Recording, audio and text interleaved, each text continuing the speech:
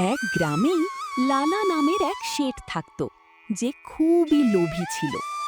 গরিব কৃষকদের ভুলিয়ে ভালিয়ে ঠিকায় খেতে কাজ করাতো, আর পরে তাদের সামনে নানা রকম শর্ত রেখে তাদের জমি দখল করে নিত। দেখো, এই গরিব কৃষকরাও বড় অদ্ভুত হয়।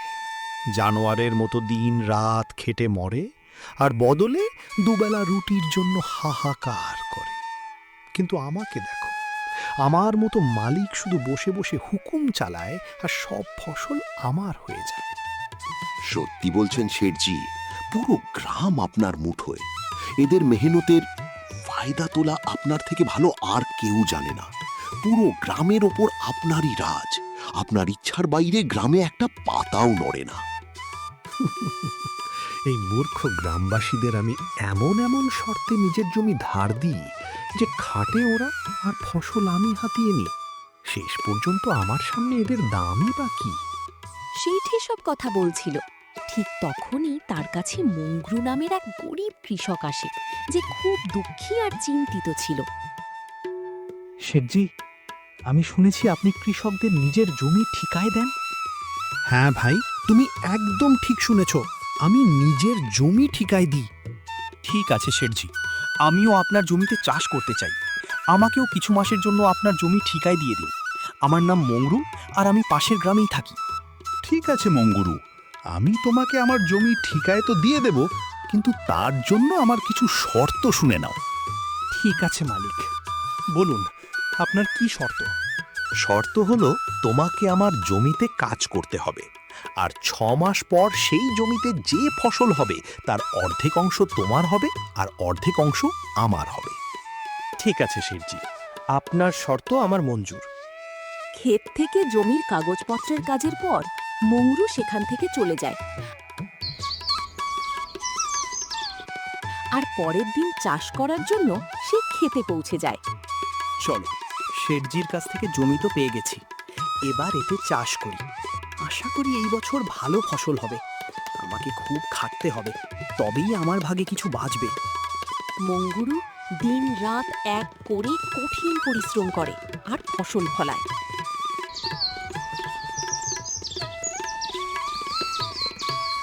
কয়েক মাস পর খেতে ফসল লকলকিয়ে ওঠে। মংগুরু এবার সেই ফসল কাটাও শুরু করে দেয়। চলো ভাই, এই বছর তো খুব ভালো ফসল হয়েছে। যদি আজ এই ফসল শেঠ নিয়ে যায়, তাও কিছু অংশ আমার ভাগে এসেই যাবে। তা দিয়ে আমার ঘর কিছুদিন চলবে। মংরুর ফসল কাটার কথা শেঠ লালার কানে পৌঁছায়। আরে শেঠজি, শুনছেন? আমি শুনেছি আজ মঙ্গুরু নিজের ফসল কাটছে।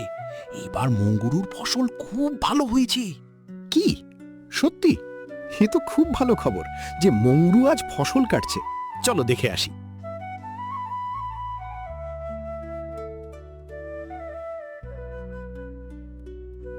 আরে মঙ্গুরু, ফসল তৈরি হয়ে গেছে। এইবার তো তোমার ফসল বেশ ভালো দেখাচ্ছে। হ্যাঁ শেঠজি, এইবার আমি গমের ফসল লাগিয়েছি। অনেক খাটার পরেই এত ভালো ফসল হয়েছে। এখন তো আমি কাটাও শেষ করে দিয়েছি। আরে তোর খাটুনিতে কিছু হয়নি, এটা তো আমার উর্বর জমির কামাল। তোর খাটুনি হোক বা না হোক, ফসল তো হবেই। শেঠ জি, ক্ষেত যতই উর্বর হোক, কিন্তু সেখানে খাটুনি না হলে ফসল কি করে হবে? আমি দিন রাত এক করে এই ক্ষেতে খেটেছি। জি, ক্ষেত যতই উর্বর হোক, কিন্তু সেখানে খাটুনি না হলে ফসল কি করে হবে? আমি দিন রাত এক করে এই ক্ষেতে খেটেছি। বেশি বকিস না মংরু, খাটুনি তো ভাড়ার মজুরও করে। আসল রোজগারের হকদার সেই যার জমি। আমার শর্ত মতো এখন তাড়াতাড়ি আমার ভাগের অর্ধেক ফসল বের কর, যাতে আমি এখান থেকে যাই। এই বলে শেঠ মংরুর কাছ থেকে সব ফসল নিয়ে যায়, আর মংরুর জন্য শুধু 2-3 বস্তাই ছেড়ে দেয়। এটা দেখে মংরু উদাস হয়ে যায়। হে কানহা, এত খাটার পর শুধু এইটুকু ফসল আমার ভাগে এলো। ধিক্কার এমন খাটুনি আর জীবনের উপর। শেষ পর্যন্ত কতদিন অন্যের ইশারায় নাচব? হে কানহা, কবে আমার নিজের জমি হবে? মংরু এভাবেই নিজের জীবন কাটাচ্ছিল। কিছু মাস পর মংরুর ছেলে, যে শহরে পড়াশোনা শেষ করতে গিয়েছিল, সে গ্রামে ফিরে আসে। গ্রামে এসে যখন সে ঘরের অবস্থা দেখে তখন তার খুব দুঃখ হয়। পিতাজি, আমাদের ঘর আর গ্রামের এই হাল কেন?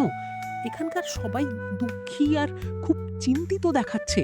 শেষ পর্যন্ত ব্যাপারটা কি পিতাজি? বেটা, এই গ্রামে কৃষকদের এটাই ভাগ্য।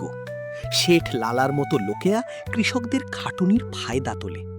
খাটি আমরা, কিন্তু ফল শেঠ লালার মতো লোকেরা নিয়ে যায়।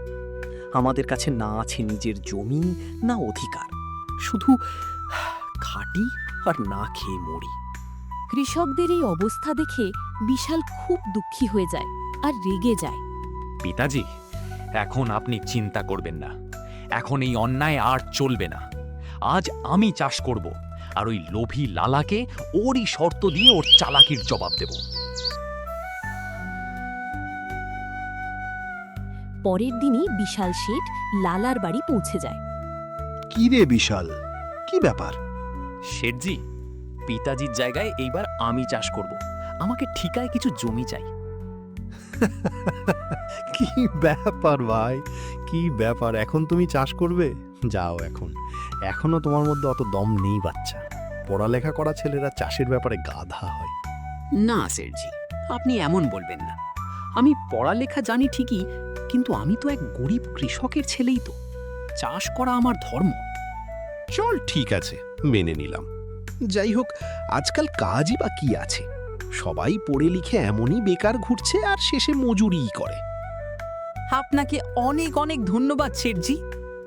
আরে ধন্যবাদ পরে দিস, আগে তুই আমার নিয়ম আর শর্তগুলো তো শুনে নে বাচ্চা। কি শর্ত শেঠজি, বলুন। হ্যাঁ তো বাছা, এইবার একে এমন শর্ত বলবো যে এর সব ফসল আমার হয়ে যাবে। যাই হোক, এর বাবা মংরু গমের ফসল লাগায়, তো এই বোকাও গমই লাগাবে। আচ্ছা বিশাল, শোনো, তুমি যে ফসল লাগাবে তার অর্ধেক আমি রাখবো আর অর্ধেক তুমি রাখবে, কিন্তু ওপরের অংশ আমি রাখবো আর নিচের অংশ তোমার হবে। যদি আমার এই শর্ত মঞ্জুর হয় তো বলো। ঠিক আছে শেঠজি, আপনার শর্ত আমার মঞ্জুর। এখন এমনই হবে।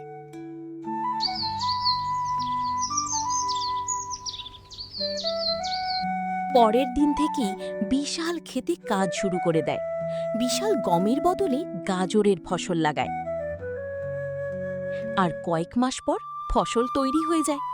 এখন বিশাল নিজের ক্ষেত থেকে গাজর তুলতে লাগলো।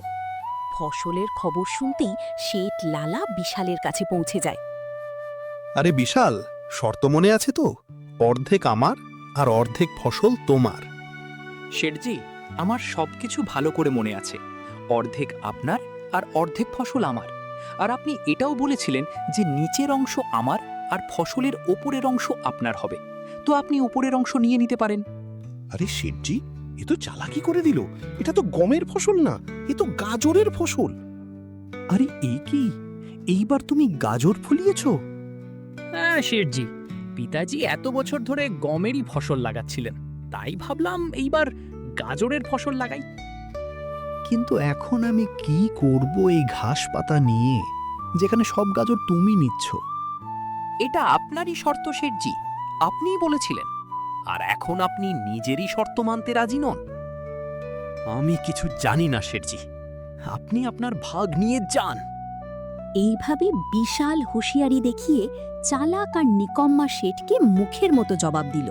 সে সব গাজর নিয়ে ঘরে চলে গেল আর ঘাস পাতা শেঠের ভাগে ছেড়ে দিল। ওদিকে শেঠের মুখ হাঁ হয়ে গেল।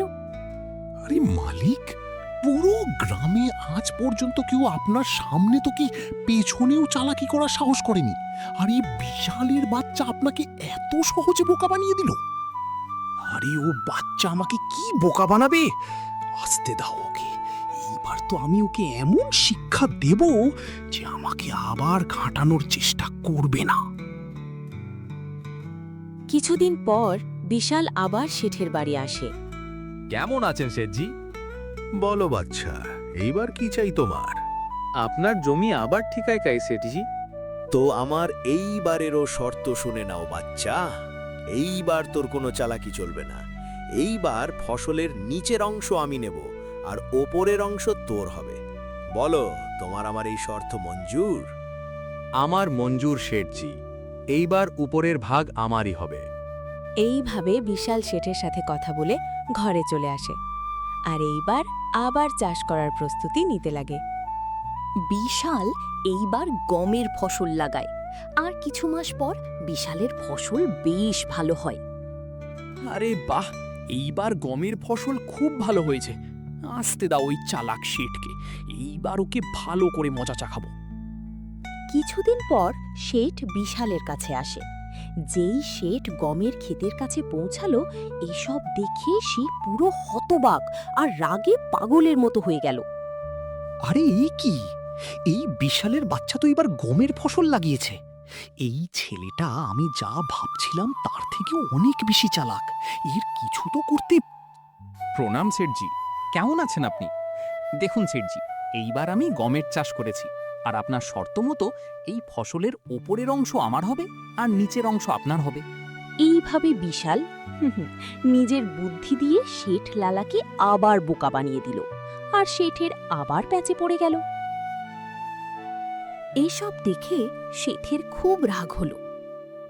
আরে মালিক, এই বাচ্চার মাথা তো দেখুন।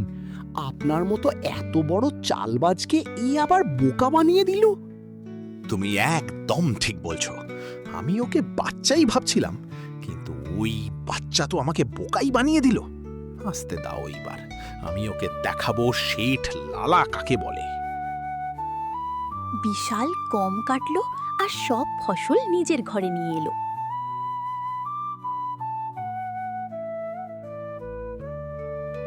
সেই ফসলের কিছু অংশ গ্রামের দরকারি মানুষদের মধ্যে বিলিয়ে দিল। বিশাল আর তার বাবা মংরু দুজনেই খুব খুশি ছিল। কিছুদিন পর আবার ফসল ফলানোর সময় এলো। চলো আজ ওই চালাক শেঠের সাথে আবার দেখা করি, আর এই বছরও ঠিকায় জমি নিয়ে ফসল ফলাই। দেখি এইবার শর্তে কোন কুটিল চাল চালে। এইভাবে বিশাল ওই চালাক শেঠের কাছে আবার পৌঁছে যায়। ভালো, তুমি আমার সাথে দেখা করতে আবার এসে গেছো। এখন কি খেলা খেলতে চাও আমার সাথে? দেখো বাচ্চা, বেশি চালাক হওয়ার চেষ্টা করো না। বাচ্চা আছো, বাচ্চার মতোই থাকো। আমিও লালা। আমাকে কোনো চালাকি আসে না শেঠজি। আমি তো এক গরিব কৃষকের ছেলে। চালাক তো আপনারা হন, যারা গ্রামের মানুষের খাটুনি আর মজবুরির ফায়দা তোলেন। নিজের জিভ সামলে কথা বল ছেলে। তুই কি বকছিস তোর জানা আছে? তুই যে কাজের জন্য এসেছিস সেই কথা বল। এখানে তোর মতো জ্ঞানের কোনো দরকার নেই। ঠিক আছে শেঠজি, চলুন কাজের কথায় আসি। আমাকে এইবারও আপনার জমি ঠিকায় চাই। বলুন এইবার আপনার কি শর্ত? শর্ত তো আছেই। তুই নিজেকে বড় চালাক ভাবিস না ছেলে। চল, এবার ফসলের নিচের অংশ আর উপরের অংশ আমার হবে, আর মাঝের অংশ তোর হবে। এবার বল, আমার এই শর্ত মঞ্জুর আছে তোর? একদম মঞ্জুর শেঠজি, আমি আপনার সব শর্ত মেনেছি, তো এটাও মানবই শেঠজি। চলো এখন আমি যাই, আমাকে এখন ফসল ফলানোর প্রস্তুতি নিতে হবে। লোভী শেঠের কথা মেনে বিশাল সেখান থেকে চলে যায়। বিশাল আবার চাষের প্রস্তুতি নিতে লাগে আর এইবার সে কলার ফসল লাগায়। এইবার খেতে কি ফসল লাগিয়েছো বেটা? পিতাজি, এইবার আমি কলার চাষ করেছি, ফসল বেশ ভালো হয়েছে। এইবারও লাভ ভালো হবে পিতাজি। খুব ভালো কথা বেটা, তুমি এমনই খেটে যাও। খাটুনি আর বুদ্ধি একসাথে থাকলে কোনো চালাকি বেশি দিন চলে না। কিছুদিন পর চালাক শেঠ আর চমন দুজনেই আবার বিশালের কাছে আসতে লাগলো। শেঠজি, এইবার বিশালের মাথা ঘুরে যাবে। এইবার আপনি খুবই ভালো শর্ত রেখেছেন। ফসলের উপরের অংশও আপনার আর ফসলের নিচের অংশও আপনার। একদম ঠিক বলেছ চামান। এইবার আমি আমার মাথার ভালো ব্যবহার করেছি। এমন তীর ছুঁড়েছি যেখান থেকে ওই বাচ্চা বিশালের বাঁচা খুব মুশকিল। এখন দেখি এইবার ওই বিশালের বাচ্চা কি করে বাঁচে। এইভাবে দুজন কথা বলতে বলতে সঙ্গীত ক্ষেতের কাছে পৌঁছে যায়। আর যেই তারা খেতে পৌঁছয়, শেঠজি, এই বিশাল তো আপনার ভাবনারও ভাব বেরোলো। যারা দেখুন এইবার কোন ফসল লাগিয়েছে। আরে এ কি, এ তো কলার ফসল। এখন বলো ভাই, উপরের আর নিচের অংশ আমার হবে আর মাঝের অংশ ওই বিশালের বাচ্চার হবে। মানে আমার ভাগে এইবারও ঘাস পাতা আসবে। আমি এইবারও বোকা বনে গেলাম। মানতেই হবে এই কৃষকের বাচ্চার মাথাকে। আরে আসুন আসুন শেঠজি, কেমন আছেন আপনি? যাই হোক, আপনারা দুজন কি আলোচনা করছেন আমাকেও একটু বলুন। ভালো বাচ্চা, উল্টো চোর কোতোয়ালকে ধমকায়। তুমি আমাকে এইবারও বোকা বানিয়ে দিলে। আমি ভাই আপনাকে কি বোকা বানাবো শেঠজি? আপনি তো পুরো গ্রামকে বোকা বানান। দেখুন শেঠজি, এইবার আমি কলার ফসল লাগিয়েছি, কিন্তু আপনার শর্ত মতো ফসলের উপরের আর নিচের অংশ আপনার হবে আর মাঝের অংশ আমার। আরে ওরে কৃষকের বাচ্চা, শেঠজিকে বেশি চালাকি দেখানোর সাহস করিস না। বেইমানি আর ধোকাবাজিতে উনি সবার বাপ। এই ক্ষেতও আমাদের আর ফসলও আমাদের। আরে ওরে চমন, চেঁচানোর দরকার নেই। হয়তো এটা আমাদেরই কর্মের ফল। আমি ভোলা ভালা কৃষকদের খুব ঠকিয়েছি। আজ প্রথমবার কেউ আমাদের সাথে লড়ার সাহস করেছে, আর এই ছেলেটা আমার চোখ খুলে দিয়েছে। আমার বুঝে গেছে, এখন থেকে কোনো কৃষককে আমি কখনো কষ্ট দেব না, আর সবার খাটুনির সমান দাম দেব। যত কৃষকের জমি আমার কাছে বন্ধক আছে, আমি সেই সব ফিরিয়ে দেব। শেঠজি, আপনি খুব ভালো কথা বলেছেন। এক কৃষক অনেক খাটে, নিজের জন্য, নিজের পরিবারের জন্য। সে না তো ভালো কাপড় পরতে পারে আর না তো শান্তিতে রুটি খেতে পারে। দিন রাত অন্যের পেট ভরানোর জন্য সে নিজের পেট জ্বালিয়ে কাজ করে। এমন অবস্থায় তাদের কষ্ট দেওয়া ঠিক না। এই কৃষকদের খাটুনির হক তো তাদের পাওয়াই উচিত। এইভাবে বিশাল নিজের খাটুনি আর বুদ্ধি দিয়ে ওই লোভী শেঠকে সঠিক রাস্তায় নিয়ে এলো। তারপর শেঠ যাদের জমি নিয়েছিল তাদের সব জমি আর টাকা ফিরিয়ে দিল।